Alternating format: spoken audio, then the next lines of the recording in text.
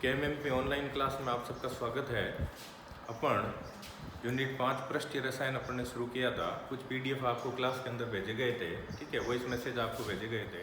उसके अंदर एक वीडियो आपके फ्रेंडली समता विवक्र मैंने आपके ऑनलाइन भेजा था, ठीक है। इसी के अंतर्गत आज 3-4 टॉपिक और मैं आपको सेंड कर रहा हूँ, ठीक है। तो पृष्ठीय रसायन के अंदर आज जो अपन टॉपिक लेने जा रहे हैं वो आपको उत्प्रेरण के बारे में बता रहा हूँ। तो यूनिट 5 अपने पास जो है, यूनिट 5 पृष्ठीय रसायन के अंदर जो टॉपिक आज अपन लेने जा रहे हैं वो उत्प्रेरण के बारे में बात करेंगे। इसके बारे में बात करेंगे, उत्प्रेरण के बारे में बात करेंगे, ठीक है। क्या चीज़ होती है उत्प्रेरण, किसे कहते हैं, ठीक है। तो आपको बता देता हूँ, सन 1835 के अंदर एक साइंटिस्ट हुआ था, बर्जीलियस। साइंटिस्ट कौन था भाई? बर्जीलियस था, ठीक है।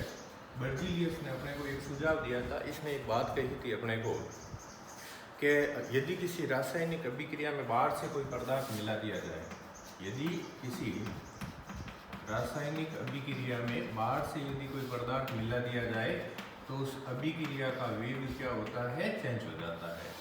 रासायनिक अभिक्रिया में यदि कोई बाहर से पदार्थ मिला दिया जाए, यदि कोई बाहर से पदार्थ मिला देवे तो उस अभिक्रिया का वेग क्या हो जाता है, परिवर्तित आपके हो जाता है, ठीक है। जैसे फॉर एग्जांपल आपको बता रहा हूँ, मान लीजिए पोटेशियम क्लोराइड है, KClO3 है, ठीक है। इसका अगर अपन लोग वियोजन करें तो दो चीज़ें बनती है, एक तो पोटेशियम क्लोराइड बनता है और एक ऑक्सीजन बनती है, ठीक है। पोटेशियम क्लोराइड और क्या बनता है, ऑक्सीजन। सामान्यतः ये जो रिएक्शन होती है, ये रिएक्शन आपके 600 डिग्री सेंटीग्रेड ताप पर होती है। रिएक्शन कितने पे होती है बेटे? 600 डिग्री सेंटीग्रेड ताप पर ये रिएक्शन होती है, ठीक है। अब अगर इसी अभिक्रिया के अंदर कोई बाहर से पदार्थ मिला दें, जैसे यही रिएक्शन है, KClO3 है, इस अभिक्रिया में बाहर से पदार्थ मिला दिया जाए, जैसे बाहर से इस रिएक्शन के अंदर पदार्थ, मान लीजिए मैंने मैग्नीज डाइऑक्साइड मिला दिया, ठीक है। मैग्नीज ऑक्साइड मिलाने से रिएक्शन तो वही रहेगी, वही KCl और 3O2 बनेगा, लेकिन ये जो अभिक्रिया है मैग्नीज डाइऑक्साइड मिलाने से ये अभिक्रिया जो है ये आपके 338 डिग्री सेंटीग्रेड पर ही संपन्न हो जाएगी, ठीक है। तो आपने बाहर से पदार्थ नहीं मिलाया, रिएक्शन 600 डिग्री सेंटीग्रेड पे हो रही थी, आपने मैग्नीज डाइऑक्साइड मिला दिया, अभिक्रिया 338 डिग्री सेंटीग्रेड पे ही संपन्न हो गई। तो बर्जीलियस ने जो बात कही थी कि बाहर से पदार्थ मिलाने से अभिक्रिया का वेग क्या होता है, परिवर्तित हो जाता है। यानी जो रिएक्शन 600 पे हो रही थी वो 338 डिग्री सेंटीग्रेड पे ही हो जाती है, ठीक है। इसी बेस पे बर्जीलियस ने अपनी जो डेफिनेशन दी थी वो दी थी उत्प्रेरक की। यहाँ की डेफिनेशन दी थी, उत्प्रेरक की परिभाषा उसने दी थी, ठीक है। तो क्या चीज़ होती है उत्प्रेरक, किसे कहते हैं अपन उत्प्रेरक, ठीक है। तो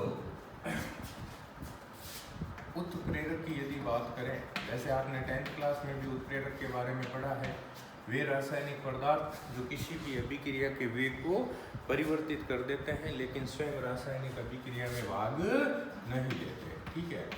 वे रासायनिक पदार्थ जो किसी भी, वे रासायनिक पदार्थ जो किसी भी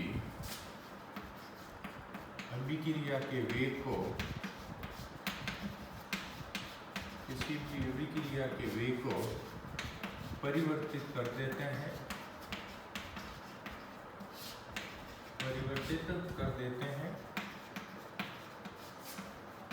लेकिन स्वयं रासायनिक अभिक्रिया में भाग नहीं लेते, लेकिन स्वयं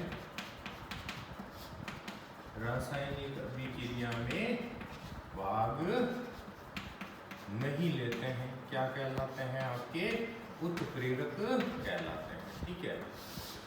फिर से सुन लीजिए, वे रासायनिक पदार्थ जो किसी भी अभिक्रिया के वेग को परिवर्तित कर देते हैं लेकिन स्वयं रासायनिक अभिक्रिया में भाग नहीं लेते, क्या कहलाते हैं?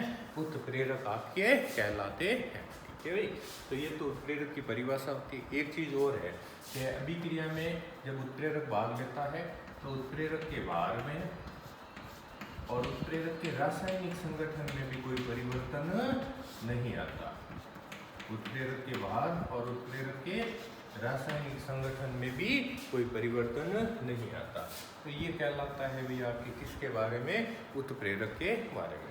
देखिए बेटे, इसके अंदर आपको ये जो उत्प्रेरक है, उत्प्रेरण है, इसके अंदर मैं आपके 4 डेफिनेशन पढ़ाऊंगा पहले।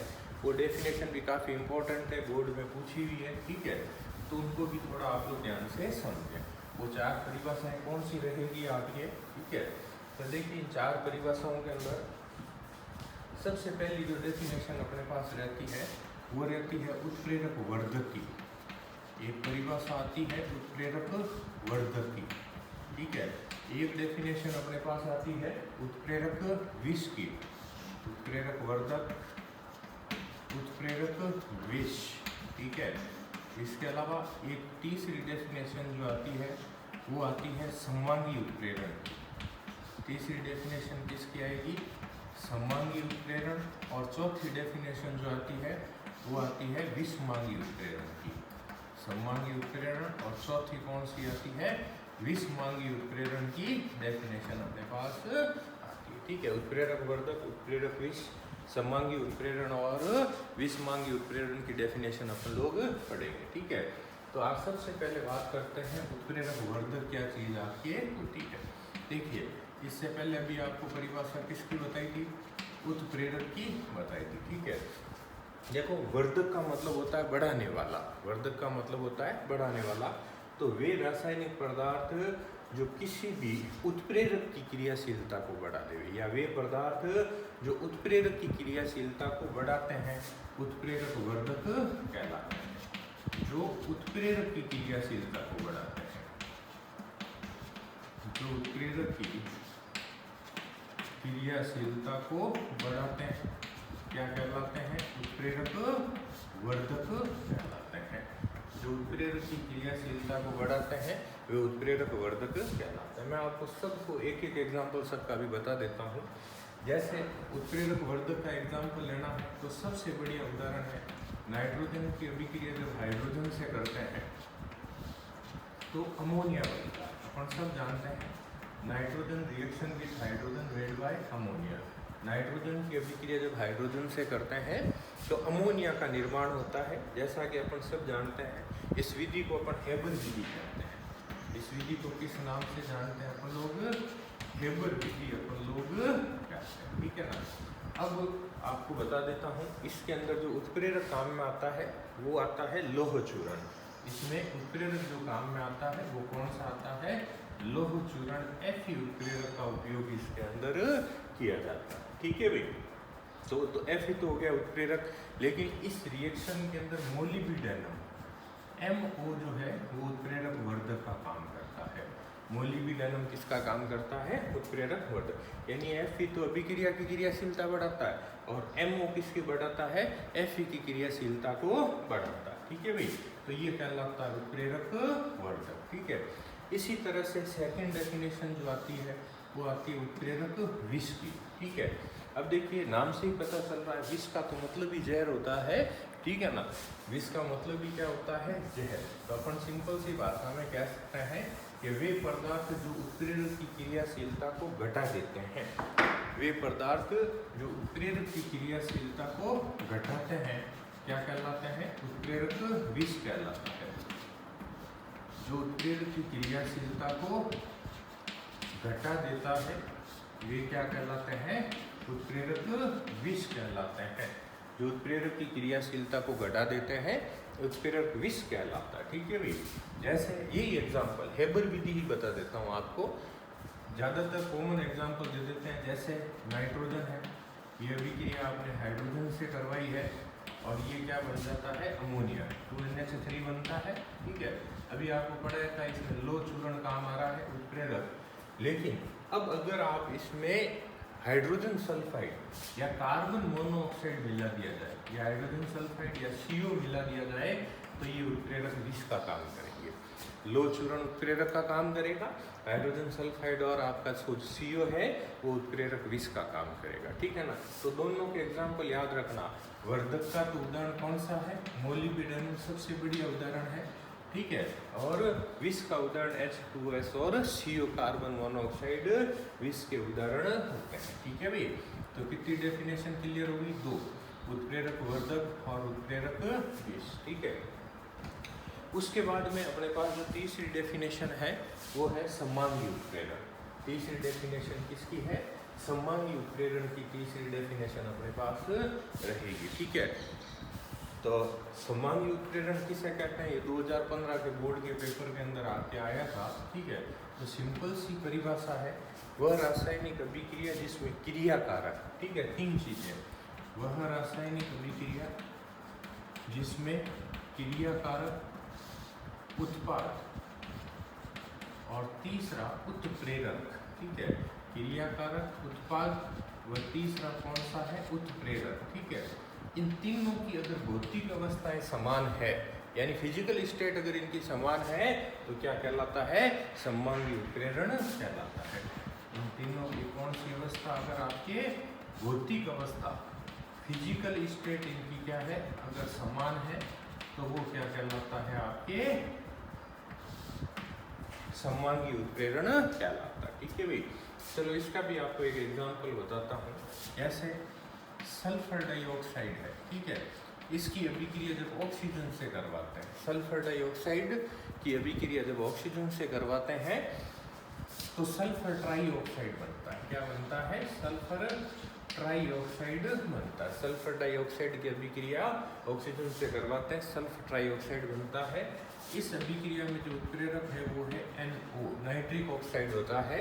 तो आप देखिए बेटे, इसमें सल्फर डाइऑक्साइड भी एक गैस है, ऑक्सीजन भी एक गैस है, एंड सल्फर ट्राइऑक्साइड भी गैस है, और अपनी जो नाइट्रिक ऑक्साइड है वो भी क्या है, गैस है, ठीक है। तो क्रियाकारक गैसीय अवस्था में, उत्प्रेरक भी गैसीय अवस्था में और उत्पाद भी गैसीय अवस्था में है, तो इसीलिए ये कैसा उत्प्रेरण है, समांगी उत्प्रेरण होता है। ये कैसा एग्जाम्पल है, समांगी उत्प्रेरण का उदाहरण आपके होता है, ठीक है भाई। तो ये हो जाता है समांगी उत्प्रेरण। उसके बाद बात करते हैं विषमांगी उत्प्रेरण की। तो विषमांगी उत्प्रेरण में क्या हो जाएगा, उल्टा हो जाएगा इस विषमांगी के अंदर, ठीक है। कि क्रियाकारक, उत्पाद व उत्प्रेरक तीनों की भौतिक अवस्थाएं यदि असमान हो, तीनों की भौतिक अवस्थाएं क्या हो, यदि असमान हो, तो उसे क्या कहते हैं अपन लोग, विषमांगी उत्प्रेरण कहते हैं, ठीक है। तीनों की भौतिक अवस्थाएं असमान हो तो वो क्या कहलाता है, विषमांगी उत्प्रेरण कहलाता है, ठीक है। अब इसमें एक बात ध्यान रखना, भौतिक अवस्थाएं या तो गैस या आपके द्रव होती है, ठीक है ना, ठोस अवस्था में लागू नहीं होता। जैसे इसका भी आपको एग्जाम्पल बताता हूँ, ठीक है। विषमांगी उत्प्रेरण का क्या उदाहरण हो सकता है, तो विषमांगी उदाहरण में आप ये वापस उदाहरण ले सकते हैं, हेबर विधि। कौन सी ले सकते हैं, हेबर विधि का एग्जाम्पल आप इसमें वापस ले सकते हैं। यानी ये जो N2 है ये 3H2 है, से ये आपके 2NH3 बनता है, ठीक है ना। N2 + 3H2 से क्या बनता है, 2NH3 बनता है। अभी आपको बताया था इसमें उत्प्रेरक कौन सा काम आ रहा है, लो चूर्ण काम आ रहा है, Fe काम आ रहा है, ठीक है। अब इसमें नाइट्रोजन भी गैस है, हाइड्रोजन गैस है, अमोनिया क्या है, गैस है, लेकिन लोहा जो है वो सॉलिड अवस्था के अंदर होता है, ठीक है। तो क्रियाकारक तो कौन सी अवस्था हो गया, गैसीय अवस्था में, ठीक है। उत्पाद भी गैस अवस्था में, लेकिन उत्प्रेरक कौन सी अवस्था में, ठोस अवस्था में है, इसलिए क्या कहलाता है, विषमांगी उत्प्रेरण कहलाता है। क्या कहलाता है, ये विषमांगी उत्प्रेरण कहलाता है, ठीक है भाई। आप इसमें चाहे तो एक एग्जाम्पल और दे सकते हैं। जैसे सबसे बढ़िया उदाहरण आपको 10th में भी पढ़ाया जाता है, 11th में भी पढ़ाया जाता है, वनस्पति घी का निर्माण। तो अपन सब जानते हैं, कोई भी वनस्पति तेल ले लो, ठीक है। इस वनस्पति तेल का हाइड्रोजनीकरण करना है, हाइड्रोजन से रिएक्शन करवानी है, ठीक है। हाइड्रोजन से रिएक्शन करवाते ही क्या बनेगा, वनस्पति घी बन जाता है। क्या बन जाता है, वनस्पति घी बन जाता है। वनस्पति तेल का हाइड्रोजनीकरण करते हैं, वनस्पति घी बन जाता है। अपन सब जानते हैं ये जो होता है निकल चूर्ण की उपस्थिति में, ये रिएक्शन किसकी उपस्थिति में, निकल। अब सर्वविदित है वनस्पति तेल लिक्विड होता है, हाइड्रोजन क्या है गैस अवस्था में, वनस्पति घी भी लिक्विड दे सकते हैं, लेकिन निकल चूर्ण कौन सी अवस्था में होता है, ठोस अवस्था में होता है। ठीक है भाई, तो ये इस तरह से आपके इसके एग्जाम्पल हो जाते हैं विषमांगी उत्प्रेरण के। ठीक है, तो विषमांगी उत्प्रेरण में क्या दे सकते हैं, अमोनिया का संश्लेषण दे सकते हैं और वनस्पति घी का संश्लेषण। तो इसमें क्या है आपके भौतिक अवस्थाएं क्या होगी, अलग अलग होगी। तो ये इस तरह से आपकी ये 4 डेफिनेशन होती है, उत्प्रेरक वर्धक, उत्प्रेरक विष, समांगी उत्प्रेरण और विषमांगी उत्प्रेरण की डेफिनेशन आपके होती है। ठीक है भाई, उसके बाद अब आपको मैं बताता हूँ, ठीक है, नेक्स्ट चीज जो है वो बता रहा हूँ उत्प्रेरक के प्रकार। क्या बता रहा हूँ, उत्प्रेरक के प्रकार। टाइप ऑफ उत्प्रेरक कितने प्रकार का होता है, तो उत्प्रेरक के प्रकार, तो देखिए उत्प्रेरक जो होता है वो 4 प्रकार का होता है। कितने प्रकार का होता है, 4 प्रकार के उत्प्रेरक आपको बताए जाते हैं। सबसे पहला बताते हैं धनात्मक उत्प्रेरक। सबसे पहला कौन सा होता है, धनात्मक उत्प्रेरक आएगा। ठीक है, दूसरा जो उत्प्रेरक आएगा वो आएगा ऋणात्मक उत्प्रेरक। धनात्मक उत्प्रेरक, दूसरा कौन सा है, ऋणात्मक उत्प्रेरक आपको बता रहा हूँ। तीसरा जो आता है वो आता है स्व उत्प्रेरक। तीसरा कौन सा आएगा, स्व उत्प्रेरक आता है। और चौथा जो उत्प्रेरक का प्रकार है वो आता है प्रेरित उत्प्रेरक। चौथा कौन सा है, वो होता है प्रेरित उत्प्रेरक। ठीक है भाई, ये 4 प्रकार के उत्प्रेरक आपको पढ़ाए जाते हैं, धनात्मक, ऋणात्मक, स्व और ये उत्प्रेरक। अब देखिए मैंने आपको जब उत्प्रेरक की परिभाषा बताई थी तो एक बात स्पष्ट की थी कि उत्प्रेरक वे रासायनिक पदार्थ होते हैं जो किसी भी रासायनिक अभिक्रिया के वेग को परिवर्तित कर देते हैं। मैंने शब्द काम में लिया था परिवर्तित, और अपन सब जानते हैं परिवर्तित का मतलब हो सकता है वेग बढ़ाया भी जा सकता है, वेग घटाया भी जा सकता है। परिवर्तित का मतलब वेग को बढ़ाया भी जा सकता है, वेग को घटाया भी जा सकता है। ठीक है, तो आज बात करते हैं धनात्मक। देखो पॉजिटिव, पॉजिटिव का मतलब तो बढ़ना ही होता है। वे रासायनिक पदार्थ जो किसी भी अभिक्रिया के वेग को बढ़ा देते हैं क्या कहलाते हैं, धनात्मक उत्प्रेरक कहलाते हैं। यानी जो अभिक्रिया के वेग को क्या करते हैं, बढ़ाते हैं, अभिक्रिया के वेग को बढ़ा देते हैं, क्या कहलाते हैं, धनात्मक उत्प्रेरक कहलाते हैं। ठीक है, धनात्मक उत्प्रेरक कहलाते हैं। जैसे फॉर एग्जांपल आपको बता रहा हूँ धनात्मक उत्प्रेरक का। ठीक है, धनात्मक उत्प्रेरक का सबसे बढ़िया उदाहरण है हाइड्रोजन पेरोक्साइड का जब अपन अपघटन करते हैं। ठीक है, अपन सब जानते हैं जल और ऑक्सीजन बनती है। हाइड्रोजन पेरोक्साइड के अपघटन से जल और क्या बनती है, ऑक्सीजन आपके बनती है। ठीक है, अब इस अभिक्रिया के अंदर एक उत्प्रेरक प्लेटिनम लगा दिया जाए। जैसे ही प्लेटिनम लगा दिया तो प्लेटिनम लगाते ही ये उत्प्रेरक हमेशा इस अभिक्रिया के वेग को बढ़ा देगा। ठीक है ना, तो प्लेटिनम ने किसका काम किया, धनात्मक उत्प्रेरक का कार्य किया। ठीक है भाई, एक और खास बात बताता हूँ, इस धनात्मक उत्प्रेरक की उपस्थिति में संक्रियण ऊर्जा का मान क्या होता है, घट जाता है। इसका मान घट जाता है, संक्रियण ऊर्जा का मान घट जाता है। धनात्मक उत्प्रेरक की उपस्थिति में संक्रियण ऊर्जा का मान क्या हो जाएगा, घट जाता है। समझ रहे मेरी बात को। ठीक है, और बताऊं मैं आपको, जैसे इसी उदाहरण के अंदर अगर आप लोग उत्प्रेरक की अनुपस्थिति में काम करते हो ना, तो आपको 76 किलो जूल प्रति मोल ऊर्जा खर्च करनी पड़ेगी। और अगर प्लेटिनम उत्प्रेरक लगा देते हैं तो आपके लगभग 57 किलो जूल प्रति मोल ही ऊर्जा खर्च होगी। ठीक है, उत्प्रेरक की अनुपस्थिति में 76 किलो जूल प्रति मोल ऊर्जा चाहिए और उत्प्रेरक की उपस्थिति में 57 किलो जूल प्रति मोल ऊर्जा की आवश्यकता होती है। ठीक है भाई, यानी उत्प्रेरक से संकीर्ण ऊर्जा का मान क्या हो गया, घट गया। अब यहाँ सवाल बनता है संकीर्ण ऊर्जा क्या होती है।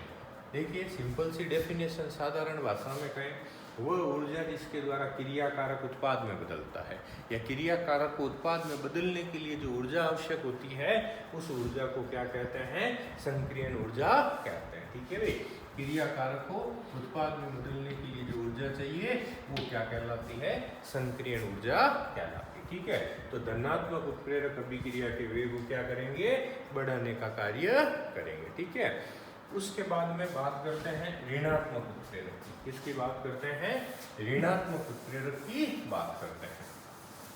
देखिए ऋणात्मक उत्प्रेरक जो है आपका नाम से ही पता चल जाता है अभी नेगेटिव। ठीक है, तो सिंपल सी बात, ठीक है, वह पदार्थ जो किसी भी रासायनिक अभिक्रिया के वेग को घटा देते हैं। ठीक है, वह पदार्थ जो किसी भी रासायनिक अभिक्रिया के वेग को घटा देते हैं क्या कहलाते हैं, ऋणात्मक उत्प्रेरक कहलाता है। ठीक है, धनात्मक वेग को बढ़ाता है, ऋणात्मक उत्प्रेरक अभिक्रिया के वेग को घटाता है। यही एग्जांपल हाइड्रोजन परऑक्साइड वाला ही बता देता हूँ। ये रहा हाइड्रोजन परऑक्साइड। ठीक है, इसका अपघटन करते हैं तो क्या बनता है, जल और ऑक्सीजन। ये H2O बना और ये क्या बनी, ऑक्सीजन आपके बन जाती है। ठीक है, जल और क्या बन गया, ऑक्सीजन। अभी मैंने बताया था धनात्मक उत्प्रेरक में तो प्लेटिनम काम आता है। ठीक है, अगर इसी रिएक्शन के अंदर उत्प्रेरक के रूप में ग्लिसरॉल मिला दिया जाए, क्या मिला दिया जाए, ग्लिसरॉल मिला दिया जाए, तो ये ग्लिसरॉल अभिक्रिया के वेग को क्या करेगा, घटा देगा। ग्लिसरॉल अभिक्रिया के वेग को घटा देता है। तो ग्लिसरॉल ने किसका काम किया बेटे, ऋणात्मक उत्प्रेरक का काम किया। ठीक है, ग्लिसरॉल ने किसका काम किया, ऋणात्मक उत्प्रेरक का कार्य ग्लिसरॉल करता है। ठीक है, एक और देखो ऋणात्मक उत्प्रेरक का एक और एग्जांपल बता रहा हूँ, TEL। याद रखना, ये इंपॉर्टेंट बात है। TEL का काम आता है पेट्रोल के अपस्फोटन को कम करने के लिए। इसको कम करने के लिए पेट्रोल के अपस्फोटन को कम करने के लिए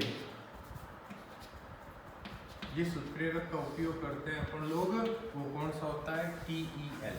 फुल फॉर्म याद रखें, इसकी बोर्ड में आई हुई है, टेट्रा एथिलेट। क्या फुल फॉर्म है इसकी, टेट्रा एथिलेट इसकी फुल फॉर्म होती है। टेट्रा एथिलेट इसकी फुल फॉर्म आपके होती है। ठीक है ना, तो टेट्रा एथिलेट का उपयोग किसमें होता है, पेट्रोल के अपस्फोटन को कम करने के लिए किया जाता है। तो धनात्मक उत्प्रेरक का उदाहरण कौन सा हो गया, प्लेटिनम। ठीक है, ऋणात्मक उत्प्रेरक का उदाहरण कौन सा, ग्लिसरॉल, और क्या हो गया, TEL। उसके बाद अब बात आती है स्व उत्प्रेरक। इसकी बात आती है, तीसरा कौन सा होगा, स्व उत्प्रेरक। अब देखिए नाम से ही पता चल रहा है, स्व, स्व का मतलब होता है स्वयं। स्व का मतलब क्या होता है, स्वयं होता है। तो तीसरा उत्प्रेरक जो है अपने पास में वो कौन सा है, स्व उत्प्रेरक होता है। ठीक है ना, देखो कुछ रासायनिक अभिक्रियाएं ऐसी होती है जिनमें बाहर से पदार्थ मिलाने की जरूरत नहीं है। ठीक है, उस अभिक्रिया का ही कोई पार्ट्स क्या करता है, उत्प्रेरक का काम कर लेता है। ठीक है ना, स्व उत्प्रेरक कहलाता है। जैसे देखो मैं आपको बेटे बताऊं, हम आपके लिए उत्प्रेरक का कार्य कर रहे हैं, हम आपके वेग को बढ़ाने का कार्य कर रहे हैं। ठीक है, लेकिन कुछ बच्चे ऐसे होते हैं जो अपने आप मोटिव हो जाते हैं, उनको कहने की जरूरत नहीं होती कि आप पढ़ाई कीजिए, अपने कैरियर के बारे में सोचिए। वो खुद सोचते हैं कि मुझे ये बनना है, मुझे ये करना है। तो स्व मोटिवेशन जो उनमें होता है ना, वो स्व उत्प्रेरक होता है। यानी अभिक्रिया में बाहर से पदार्थ मिलाना नहीं है, अपने आप ही कोई ना कोई ऐसा पदार्थ है जो अभिक्रिया के वेग को क्या करता है, चेंज कर देता है। जैसे इसका भी आपको एक एग्जाम्पल बताता हूँ मैं, आपके एस्टर का जल अपघटन। याद रखना, ये जगह जगह काम आएगा, एस्टर का जल अपघटन। ठीक है ना, एस्टर का जल अपघटन अपन लोग करते हैं, जैसे C2H5 COOCH3, ये एस्टर है। इसका क्या करते हैं, ये जल अपघटन करते हैं, दो चीज़ें बनती है इसमें। एक तो एसिटिक एसिड बनता है, क्या बनता है, एसिटिक एसिड बनता है CH3COH, और एक इसमें आपके एथेनॉल बनता है। क्या बनता है, एथेनॉल बनता है। ठीक है, एक्चुअल में प्रारंभ में तो इस अभिक्रिया का वेग क्या होता है, बहुत कम होता है। लेकिन प्रारंभ में इस अभिक्रिया का वेग बहुत कम होता है, लेकिन इस अभिक्रिया में जैसे ही एसिटिक अम्ल बनेगा, इस अभिक्रिया का वेग क्या हो जाएगा, तेज हो जाएगा। ठीक है ना, तो इसमें फिर क्या है, एसिटिक अम्ल ने क्या किया है, स्वप्रेरक का कार्य कर लिया है। एसिटिक अम्ल ने किसका कार्य कर लिया है? स्वप्रेरक का कार्य कर लिया, ठीक है ना। तो ये कहलाते हैं स्वप्रेरक, ठीक है। इसी तरह से जो चौथा आता है वो आता है प्रेरित उत्प्रेरक। बहुत कम पूछा जाता है लेकिन परिभाषा अपने को आनी चाहिए। चौथा कौन सा होता है? प्रेरित उत्प्रेरक होता है, ठीक है। देखो प्रेरित शब्द से निकलता है प्रेरणा। क्या निकलता है? प्रेरणा। प्रेरणा का मतलब होता है, देखो कुछ रासायनिक अभिक्रियाएं ऐसी होती है जिनका वेग कम होता है, लेकिन किसी दूसरी अभिक्रिया की प्रेरणा से अगर उनका वेग बढ़ जाए तो वो कहलाता है प्रेरित उत्प्रेरक, ठीक है। जैसे सोडियम सल्फाइड और सोडियम आर्सेनाइड की अभिक्रिया करवाएंगे ना, तो दोनों का जल अपघटन ऑक्सीकरण क्या हो जाएगा? आसानी से हो जाता है। जैसे अपन जानते हैं एक बच्चा नहीं पढ़ रहा है, एक बच्चा पढ़ रहा है, नहीं पढ़ने वाला बच्चा अगर पढ़ने वाले बच्चे की प्रेरणा से पढ़ने लग जाए तो वो प्रेरित उत्प्रेरक होता है, ठीक है ना। तो किसी की प्रेरणा से जो काम होता है ना वो प्रेरित उत्प्रेरक। तो एक अभिक्रिया का वेग किसी दूसरी अभिक्रिया की प्रेरणा से बढ़ जाए तो उसे अपन क्या कहते हैं? प्रेरित उत्प्रेरक कहते हैं, ठीक है। तो ये चार प्रकार के आपके उत्प्रेरक होते हैं। पहला कौन सा हुआ था? धनात्मक उत्प्रेरक। दूसरा कौन सा हुआ था? ऋणात्मक उत्प्रेरक। तीसरा कौन सा है? जैव उत्प्रेरक होता है। इस तरह से अपन ने अपने इस एक पीरियड के अंदर आज आपको मैंने टोटल 8 डेफिनेशन, या यूँ देखा जाए तो 10 डेफिनेशन आज की क्लास के अंदर बताइए विथ एग्जाम्पल, ठीक है। मैं रिपीट कर देता हूँ। सबसे पहले आपको परिभाषा बताई गई थी उत्प्रेरण के बारे में, ठीक है। उत्प्रेरण के बाद में उत्प्रेरक, ठीक है। उत्प्रेरक के बाद में 4 परिभाषाएं थी आपके। उत्प्रेरक वर्धक है, उत्प्रेरक विष है, ठीक है, समांगी उत्प्रेरण है, विषमांगी उत्प्रेरण वगैरह है, ठीक है। स्व उत्प्रेरक है और कौन सा, सॉरी मैं वापस रिपीट कर देता हूँ। उत्प्रेरक वर्धक, उत्प्रेरक विष, समांगी उत्प्रेरण, विषमांगी उत्प्रेरण, ठीक है। उसके बाद में टाइप ऑफ उत्प्रेरक, उत्प्रेरक के प्रकार आपको पढ़ाए गए। उत्प्रेरक के प्रकारों के अंदर जिसमें आपके धनात्मक उत्प्रेरक, ऋणात्मक उत्प्रेरक, स्व उत्प्रेरक और प्रेरित उत्प्रेरक आपको पढ़ाया जाता है, ठीक है भाई। तो ये आपका एक पोर्शन उत्प्रेरण वाला क्या होता है? कंप्लीट हो जाता है, ठीक है भाई। तो जो बात आपको पढ़ाई गई है उसको आप बहुत अच्छी तरह से पढ़ें, ठीक है ना। धन्यवाद।